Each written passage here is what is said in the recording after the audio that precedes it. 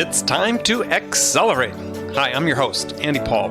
Join me as I host conversations with the leading experts in sales, marketing, sales automation, sales process, leadership, management, training, coaching, any resource that I believe to help you accelerate the growth of your sales, your business, and most importantly, you. Hello, and welcome to Accelerate. Hey, I'm looking forward to talking with my guest today. Joining me is Sean Sheppard. And Sean is one of the founding partners of GrowthX, which provides seed stage venture capital and market development expertise to a select group of startups seeking product market fit and predictable revenue, which are all great things, as I will acknowledge. So now he's lead instructor as well for sales and business development at GrowthX Academy, which we'll talk about. Sean, how you doing? I'm great, Andy. How are you? Great. Welcome to Accelerate.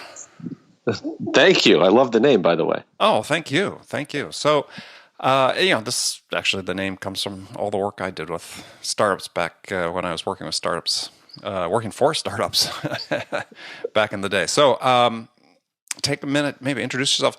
You've got a great story about how you got started in sales, which we talked about before I came on the air. So maybe you can tell that as well. Sure.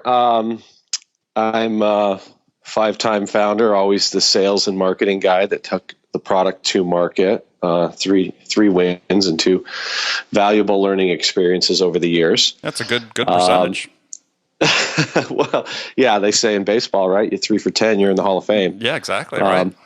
I'll certainly take it. Yeah, I can't take all the credit. I certainly did not do it alone. So, how'd you get your start in sales? Oh yeah, we were just talking off air about that. I was a teenage arms dealer. I can't imagine that was if today I did what I did back then, I would probably make national news. You'd be expelled instantly. Absolutely. No, in all seriousness, I was obsessed with Bruce Lee movies and ninjas, and I would order Chinese throwing stars out of the back of Black Belt magazine, literally mail order, fill it out by hand, put real money, cash and coin in an envelope and send it off. And 6 weeks later, I'd have a few Chinese throwing stars. And I spent anywhere from 25 cents to $3 on those things. And my friends became so enamored with them, they were willing to offer me 3, 4, 5 times what I paid for them. And I turned that into a business. And so much so that I actually used a lot of the proceeds to help my family extend its trip to Disneyland that summer. So, How are you taking those lessons and applying those today to the companies you work with? Oh, sure. It's funny. Obviously, every company needs to have a business model. Two of the things that we do in the Market Development Acceleration Program at GrowthX, which unlike other accelerators, which are focused on helping companies develop product and raise money, we're focused on helping companies market product and make money. And to that end, what we look for are business models. Two things. Can you be culturally a functional learning organization that says we don't know what we don't know yet about the market, and we're willing to pivot if we need to? And can we learn quickly and adapt quickly in the most capital efficient way possible? Because the venture capital runs out very quickly. And two, can I find a repeatable, scalable CAC LTV ratio that allows me to demonstrate a business model that says, yes, I can get people to pay me more for my service or product than it costs me to acquire them. And so when companies when you decide to work with a company, how do you do that that's different, let's say, than you talked about, hey, we're not trying there just to raise additional money, but what's that look like on a hands-on basis for companies that you work with? So on a hands-on basis, the first thing we do is we make an investment decision at the investment committee level as to whether or not this is a company we want to invest in, just like any traditional seed stage company would, investment house would. Once they're in the portfolio, then they have the opportunity to apply for the Market Accelerator Program, or what we call MXP. And at that point, we start to look at a whole host of factors. The first being people. We're a people-first organization. The longer I do this, the less I get excited about products and markets, the more I get excited about teams. Even though I recognize, and we all do, that between product, team, and market wins most every time, we choose happiness first. So we want to enjoy who we work with when we're working alongside a company to help them grow. From that point, once we've completed a market readiness assessment and both parties decide that they want to work together, we take a very methodical and milestone-driven approach. We have 4 key milestones under which we operate to help a company grow. They're foundational and delivery-based milestones. The first one is discovery. What resources do you have in terms of people, process, and technology? What will you need to get to the next market milestone? What will you need once you have achieved that market milestone? Then we get into who is your customer, not long-term, not what you sold to your investors, but who's your customer right now? What customers will get you from point A to point B? Because we're all operating under the same premise here. We have a limited amount of time and money and resources to allocate towards getting to that milestone. So what we can't do is behave in a way that gets us distracted from that purpose. Right. So we have to be very discerning about who that customer is now, not down the road, and the profile of that customer, and what are we asking for from that customer? Are we looking just for feedback? Are we looking for revenue? Is it the right kind of revenue? Are we looking for betas, pilots, number of customers to validate the MVP? Everyone has a different milestone or a different stage depending on the product and market, but the rules are the same. Because as I always say, while your product and your market are unique, the path to product market fit is not. We all have to do the same things. So once we identify who that is and we create a hypothesis around that, we don't draw assumptions, we develop hypotheses. My father taught me the only thing we should assume in life is responsibility for your own actions. Mm-hmm. Everything else is just an assumption. So if you construct a hypothesis, you set yourself up from a mindset standpoint to learn, and it changes the entire dynamic of how you approach each step in the market development process. So once you've figured out who that customer is, you develop that ICP hypothesis. Now we need to find out where they are. So we have to develop a data acquisition strategy. Where are they? How many of them are there? Then how do we talk to them? Not in a way that sells, but determines whether or not we can fit with each other. So we build what we call an attraction framework. And that attraction framework is there and designed to get somebody to say, ooh, that's interesting, tell me more. Not sell my product, not demo my product, not talk about my product. Mm-hmm. Product demos suck because they're about product. Don't tell me what you do, tell me what you do for me. Exactly. So you have to create a value hypothesis around it. So once we've developed that, then we go into market messaging. And we create unique selling propositions for each ICP, unique value propositions for each ICP, method, mode, medium, and format. And then before we begin the next milestone phase of outreach and execution, we work on instrumentation. You have to have the right marketing and sales automation tools in place right now for us to be able to measure what we're doing, because what gets measured gets done. And we will not move forward together as a group until that happens. And it doesn't have to be big, robust, enterprise-class Marketo and Salesforce stuff. It's typically very lightweight stuff. Propeller CRM is one of our favorite companies to work with. It's the perfect modern blend of marketing and sales automation in one simple tool, for example. And there are many others out there like that. Sure. The point is that we have to be able to track it. We have to demonstrate that we can follow the entire customer life cycle from cradle to grave. Then we begin that outreach and execution, and we do it in small batch A/B testing in a very data-driven approach, especially when you're dealing with analog sales, business to business. It's much more squishy. Feedback cycles are longer. Loops are tougher. The data is not as tangible because there's so much live interaction. But we start to collect that feedback and we iterate and we keep the things that work and we discard the things that don't. Then once we have people saying, okay, I'm interested, tell me more, then we go into the conversational framework. And this is actually what I'm talking about today at the Traction Conference, is I think this is the most critical step in the market development process when you are an early stage company with limited resources. This is the moment where someone has said, okay, let's talk. Tell me more about what you do, and we'll see if there's interest. This is where we, as startup founders and Renaissance reps representing those founders, have to be very discerning in properly qualifying the people we're talking to, and whether or not it's going to be worth our time going forward to continue to allocate resources towards this opportunity. Make sense? So when you said Renaissance reps, meaning? Sorry. That's a phrase. Mark Leslie came up with it. It was the founder of Veritas and one of my mentors. It's called the Renaissance rep. It's the characteristics of that first sales or business development hire that represents your product in the marketplace. And oftentimes it's the CEO or the selling founder. And many years ago when I met Mark and he talked about this concept and he wrote a paper and it's published in Harvard Business Review on the sales learning curve methodology, I immediately identified with it. I'm that guy. So what makes him a Renaissance rep? Their attributes. So they may be a lover of technology, but not necessarily a techie. Like me, for example, I can't even spell HTML. But I love what technology does for people. So their attributes are they can embrace ambiguity. They communicate effectively cross-functionally across teams. So they know how to take market feedback from the customer and go talk to engineers. I always say Renaissance reps are the only people that can talk to humans and engineers.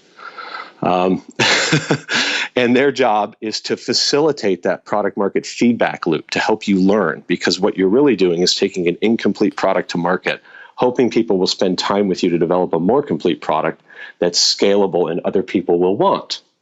Right? That's the whole purpose of this. Yeah, so the Renaissance rep then becomes the person that can well-rounded person that can synthesize information.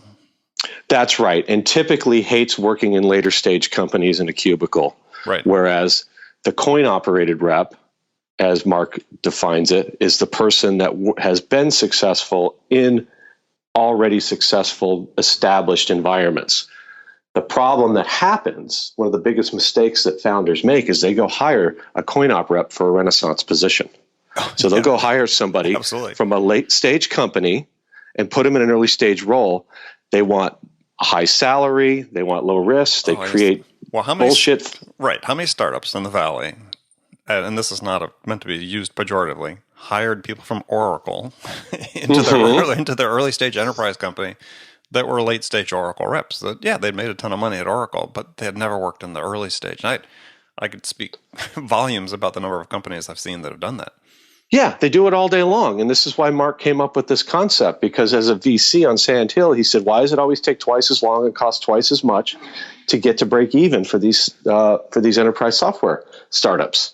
And it's for that very reason. And then the worst part is that the board, the investors, leadership, they all blame the sales guy. But it's not the sales guy's fault. There's a learning curve that every company has to go through. Well, first of all, the investors are the one that had this guy on their buddy list that brought him in. Yes, that also happens. Yeah, so just to be really clear about this. Yeah, but the most expensive part of any organization is labor, right? And when you're a small company of 2 to 50 people, and you're out there paying a high-priced late-stage salesperson who, congratulations, happened to be present while another company was being successful, to come into an early-stage company, embrace the ambiguity, have no support, have no history, have no referenceable customers, have no forecasts, what do you expect to happen? You're setting everybody's being set up for failure. Yeah, no, absolutely. And we see it all day long. And then you go 12, 18 months down the road, and you're no further along. Of our accelerator program is to set up a functional learning organization. Right.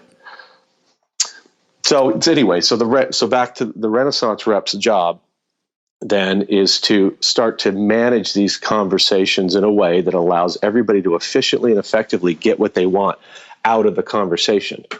And what's most important to recognize is that this is the moment, and you sounds like you've experienced this yourself, Andy, where you can choose. Yeah, you can choose to spend the next 6 weeks or 6 months or 100 man hours on this opportunity or not. So it's probably right now at that initial conversation where we need to be really smart about whether or not we want to do that. And we have to make a good decision about this. So how do we do that, right? And in order to do that, you've got to understand first how people buy and why they buy. In business, not in consumer. Emotion has a whole other dynamic to it. But in the world of business, people buy for one of 4 reasons: make money, save money, create a competitive advantage, or stay out of prison. But they're still people, though. They are people, but they are only one person. Right, but people still emotion still drives decision-making, even in business. It does. More so in a simple sale is defined by one person involved in the sale. But in most businesses, especially in B2B, a complex sale as defined by a sale where there's more than one person involved in the process, in the decision-making process, they have to logically justify the purchase. And they typically have to do it through economics or risk, right? So, we'll jump into that conversation later. Yeah, no, I agree. I mean, it's just like a dispute on what order those things take place. But yeah, go ahead. Oh, that's absolutely true. That's why I call it a framework. It's not a script. It's not dynamic. I mean, it's not static, and it's not an order of operation. It's just a series of factors that people use to make business decisions, successful business decisions. And so now, how do you develop a message and a framework that allows you to draw a natural conclusion that ties to one of those 4 reasons or multiple of those reasons? Mm-hmm. How can I help you make more money, save more money, create a competitive advantage in your market as defined by however you define it, or stay out of prison? And I joke about the stay out of prison thing, but it's compliance and risk. Right. There's liability. There are things that we're legally required to purchase, mm-hmm. That if we don't, we get in trouble, sorts of stuff. So how do I now develop a message hypothesis, a value hypothesis that says, based on my research and what I know about what we do, I think we can help your company do one of these 4 things or 2 of these 4 things, et cetera. I'd love to have a conversation to understand if that is in fact the case. That's the message approach. That's the attraction framework. Now, you enter that conversation saying, how much time do we have today? What do you want to get out of this conversation? And I'll share with you what I want out of this conversation, which is just to determine if there's a fit to continue this conversation beyond today. And the last thing we do is demonstrate our product. And it's the hardest thing for people to do because they just can't, there's downward pressure from the top to show people what we do and vomit. Show up so much information. Yeah, I mean, if just my LinkedIn in-mail box every day, the stuff I get, it's laughable. I get manifestos from well, and your email too. I mean, the downside of that's the lesson people haven't seemed to learn yet is that if you start your email with the word "hi," it's an automated workflow coming at you. Yeah, right, exactly. So again, to earn the right to have a conversation with most people, you have to demonstrate that you've done the work and the research in going into it. Go slow to go fast. So get very particular and targeted. And again, as I like to say sometimes, it's not spam if it's relevant. To be fair, I get unsolicited emails from people that are well thought out, that ask the right questions, that are short and pithy and to the point, that are conclusion-based writing, which is, I conclude this, here's the reasons why, I'd love to talk to you about whether or not we can work together. Right, and you make a decision whether I'm worth some of your time to do that. Exactly, and that's the construct. But people use scripts, they talk in one direction, they go straight into product demos, and they never actually get anywhere. And then they spin their wheels, because I always say the second best answer in sales is no. But that's not right. I agree. Actually, it's sometimes the best answer. But so the question for you is, this isn't, the what you're talking about here is not just relevant in early stage company. I mean, anybody that's using an inside sales model, you've got the sales development platform that people use, the model they use, the predictable revenue model, they have the same issue. Absolutely. And you'll notice in the words I use and how I describe what we teach, and what we coach against and what we measure is completely product, market, industry, sector agnostic. It's business to business. It's my job and the idea that I want, I want to get rid of the term closing, for example. I think it's urbane. It connotes transaction, not relationship. I prefer things like a level of suasion that doesn't really exist. Exactly. Right. It's very self-centered. It's very company-centric and not product-centric and not market-centric. Once again, when we start, and this is what I love about the lean movement. And again, this is great. This goes, like you said, there's not a whole lot of new ideas. They've just been repackaged. I mean, this stuff goes back to Ed Deming and Kaizen and lean manufacturing, which is I'm not going to build 10,000 widgets until I know one widget works. But in software, we build a widget. We put it in the cloud, and it only works 10% of what it really of what we're selling, and then we expect people to buy that. And that's not how it works. You have to work from the market back. Yeah. So I guess a question for you. This is sort of one that comes up frequently as we have these conversations about data-driven sales, which is so important. So has the art gone out of selling? I love that you're asking that again, because literally the topic of my talk today is the art and science, analog growth hacking, the art and science of closing deals. And the first words that come out of my mouth is art is just science, which is yet to be measured. Okay, so I'm gonna have to write that down. The problem is where the art is gone is that we have stopped getting the data from the right source, Andy. The right source is the human. It's out of their mouth. It's not in email. It's not in how many clicks and impressions you get. It's not in open rates and read rates and reply rates and bounce rates. It's in, I think I have something that can help you. I'd love to know if that's the case. Can we have a conversation to see whether or not that's true? And then listen to the person, ask the right questions, and conduct an interview like you're conducting right now. But they can't listen to the answer because they're too busy thinking about the next question they're going to ask. That's right. And that's one of the major fundamental faults with unprofessional selling as opposed to professional selling that exists in our society. And now you're going to get me on the whole myth of a salesman topic, which is, from the day we're born, we're taught that sales is bad. From snake oil to used cars to Willy Loman, our retail experience as humans with sales is a negative one. And there's no education for professional selling yet. 50% of college graduates end up in some sort of sales-related role, and you and I and companies bear the burden of that. Turnover is endemic and stays typically around 50 to 60% across the entire selling industry, and people are miserable. Yet, those that figure it out have the highest average earned income over a lifetime. They're generally some of the most happiest people. They have the lowest divorce rate of any major professional industry. And I think it's the greatest profession in the world, and it needs to be treated like that. And if it is, then we wouldn't have these people talking all the time and not listening. Well, part of it's just the framework, as you talked about, is set so incorrectly. Is for me, sales is a service. Yes, it's a service I provide to a buyer, and in my latest book, Amp Up Your Sales, I have this quote from Jeff Bezos, which I just love, that to me encapsulates sales better than anything. It's from an interview he did in the Harvard Business Review, where he said, and people have listened to the show have heard me say this a million times, is that, but the quote is, we don't make money when we sell things. We make money when we help customers make purchase decisions. Yeah, absolutely. And so if you're doing anything in sales on a day-to-day basis that doesn't help the customer make a buying decision, you're doing the wrong thing.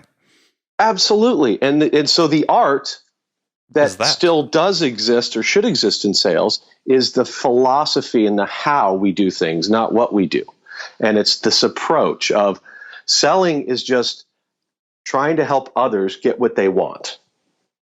Yeah. Closing is actually not a tactic or a trick or a tip or a technique or even a transaction. It is, if you accept the term, and I don't, a byproduct of being fully immersed in that objective of trying to help somebody else get what they want. Yeah, no, the closer, we could spend a whole episode on the myth of the closer, and I've written about the myth of the closer. Yeah. And so, I mean, I want to change it to helping, right? Right, in a business-to-business space, they make their decisions when you're not in the room. Now, absolutely. Now, I know that moment that the customer makes the mental decision they want to do business with me, that's not getting the order. I call that winning the sale before you win the order. And if you can practice that, the things you need to do that, you'll get more orders, but they're not going to make that decision in front of you. Absolutely. That's why, as part of the conversational framework, the ultimate outcome is just to obtain a commitment to a next step, a mutually agreed upon next step, whatever that step is, whether it's you sending them something or them sending you something or exchanging information or agreeing to bring other people into a future discussion or setting up a demo or just whatever it is. But it's any step, no matter how small, if you decide to move forward with that person, has to be thought about, not just in terms of can you get their interest, but do they fit your current Mr. Right Now ideal customer profile? Yep. And because how many times have we seen a pipeline with 80% probability close rates at the bottom of the funnel and the people go dark? And we have absolutely no reason why. And we can't explain it. And we can't, I don't get it. Everybody, they love me. That's the problem. They can't explain it, right? Exactly. And the point is that to get to this sooner, the sooner you can get to the no, the better. Yeah, I have a whole section in my latest book about how you disqualify prospects and the reason you need to do that. So along the same lines, yeah, it's absolutely essential. Yeah, and while the majority of what we're talking about, as you said, applies across selling in general, and it does, it becomes a more heightened priority to focus on the allocation of resources at the early stage when they are limited. It doesn't mean they're not going to be your customers later, right? And you're one person or you're two people. You can't talk to everybody. No, and also the big guy could kill you. I mean, the really big customer could kill you. Absolutely. Happens all the time. Yeah. So you have to discern that too, because the bigger the customer, the longer the sales cycle, the higher cost to acquire them. Therefore, you must charge that much more. Typically at early stage, even in a technology or product sale, you're selling a service as much as anything because you've got to teach them how to use it and implement it. You have to recognize the difference between a continuous and discontinuous innovation. Are you changing actual behaviors or are you just improving and automating an existing process, and how that's going to impact your entire business if you say yes? All of those factors have to be taken into account, which is why the conversational framework is so critical, because this is the point where you can just either decide to continue to work with this person or not, and that will have a major impact on your business. Yeah, absolutely. So we're moving to the last segment of the show. I've got some standard questions I ask all my guests, and the first one is a hypothetical scenario. And in the scenario, it's sort of relevant, a little relevant, what we were just talking about. You've just been hired as the new sales leader at a company whose sales have stalled out. So the board, CEO, anxious for things to start turning around quickly. So what two things would you do your first week on the job that could have the biggest impact? The first thing I'm going to do is, hopefully, I took the job before I accepted the position.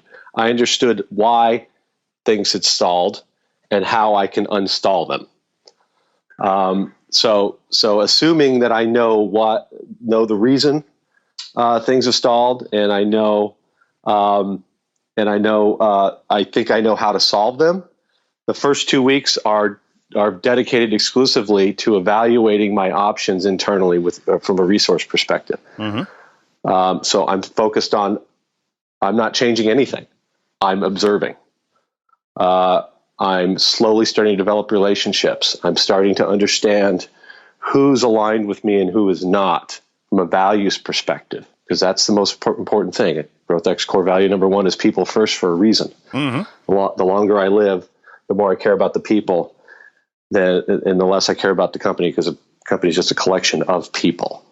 So I'm going to spend my time understanding them, understanding what they do, how they do it, what drives them, who I think is going to be on the team. I'm big on hugging elephants, so I immediately openly communicate and address any concerns and issues that they have. I want to build trust and rapport, and I want to understand how they operate and perform, and then start to make decisions about who's on board and who's not, and what steps and actions need to be taken to align resources to unstall sales. Okay, that works. All right, and it's probably going to take longer than 2 weeks. Well, no, it was just what you're going to do to get started. What could you do to have the biggest impact up front? So, okay. Some sort of rapid fire questions. You can give me one word answers or elaborate if you wish. The first one is, when you personally, Sean, are out selling, what's your most powerful sales attribute? I think that generally I want to help people. Okay. What I've learned in my life is that I derive the most satisfaction out of helping others. And I've also learned that by giving everything I have, I've been able to get everything I want. Mm-hmm. And so it's my genuine, sincere desire to help others be successful. If I can make others successful, I know that I'll become successful. Excellent. Okay. Who's your sales role model? That's a great question. I think Mark Leslie was probably the one that I think I look to and say changed how I thought about all of this.